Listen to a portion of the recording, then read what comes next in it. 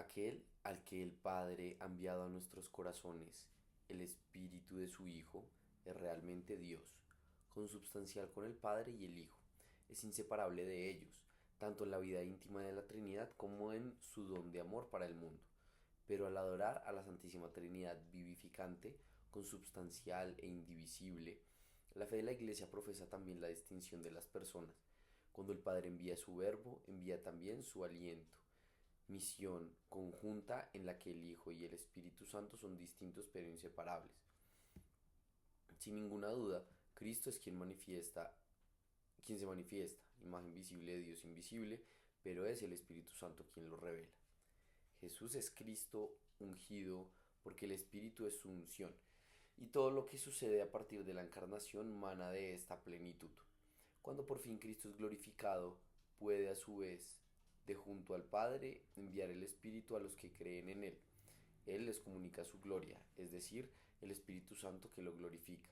La misión conjunta se desplegará desde entonces en los hijos adoptados por el Padre en el cuerpo de su Hijo. La misión del Espíritu de adopción será unirlos a Cristo y hacerles vivir en Él.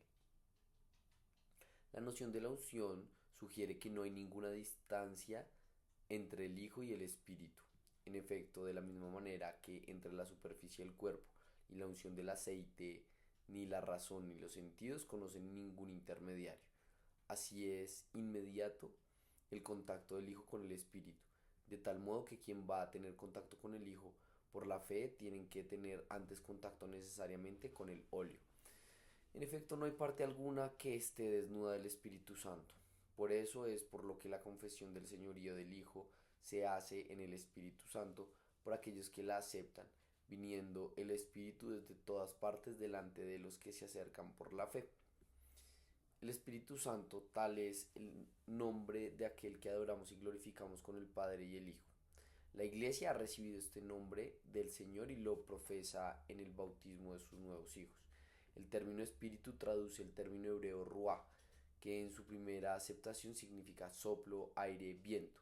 Jesús utiliza precisamente la imagen sensible del viento para sugerir a Nicodemo la novedad trascendente del que es personalmente el soplo de Dios.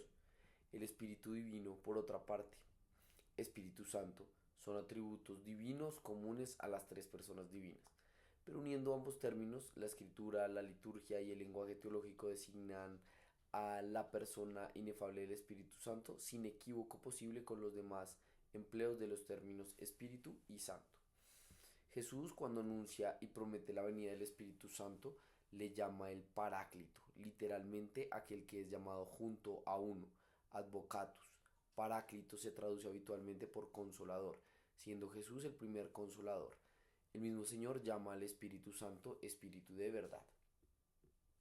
Además de su nombre propio, que es el más empleado en el libro de los Hechos y en las cartas de los apóstoles, en San Pablo se encuentran los siguientes apelativos: el Espíritu de la promesa, el Espíritu de adopción, el Espíritu de Cristo, el Espíritu del Señor, el Espíritu de Dios, y en San Pedro el Espíritu de gloria. El agua, el simbolismo del agua, es significativo de la acción del Espíritu Santo en el bautismo, ya que después de la invocación del Espíritu Santo, ésta se convierte en el signo sacramental eficaz del nuevo nacimiento. Del mismo modo que la gestación de nuestro primer nacimiento se hace en el agua. Así, el agua bautismal significa realmente que nuestro nacimiento a la vida divina se nos da en el Espíritu Santo, pero bautizados en un solo espíritu. También hemos bebido de un solo espíritu. El espíritu es, pues, también personalmente el agua viva que brota de Cristo crucificado, como de su manantial, y que en nosotros brota en vida eterna. La unción. El simbolismo de la unción con el óleo es también significativo del Espíritu Santo, hasta el punto de que se ha convertido en sinónimo suyo. En la iniciación cristiana es el digno sacramental de la confirmación, llamada justamente en las iglesias de Oriente crismación. Pero para captar toda la fuerza que tiene es necesario volver a la unción primera realizada por el Espíritu Santo, la de Jesús. Cristo, Mesías en hebreo, significa ungido del Espíritu de Dios. En la antigua alianza hubo ungidos del Señor de forma eminente, el rey David, pero Jesús es el ungido de Dios de una manera única. La humanidad que el Hijo asume es totalmente ungida por el Espíritu Santo. Jesús es constituido Cristo por el Espíritu Santo por medio del ángel, que lo anuncia como Cristo en su nacimiento. Impulsa a Simeón a ir al templo a ver a Cristo, a ver al Cristo del Señor. Es de quien Cristo está lleno, y cuyo poder emana de Cristo en sus curaciones y en sus acciones salvíficas. Es Él, en fin, quien resucita a Jesús de entre los muertos. Por tanto, constituido plenamente Cristo en su humanidad victoriosa de la muerte, Jesús distribuye profusamente el Espíritu Santo hasta que los santos constituyan en su unión con la humanidad el Hijo de Dios. Ese hombre perfecto que realiza la plenitud de Cristo, el Cristo total, según la expresión de San Agustín. El fuego. Mientras que el agua significaba el nacimiento y la fecundidad de la vida dada en el Espíritu Santo, el fuego simboliza la energía transformada de los actos del Espíritu Santo.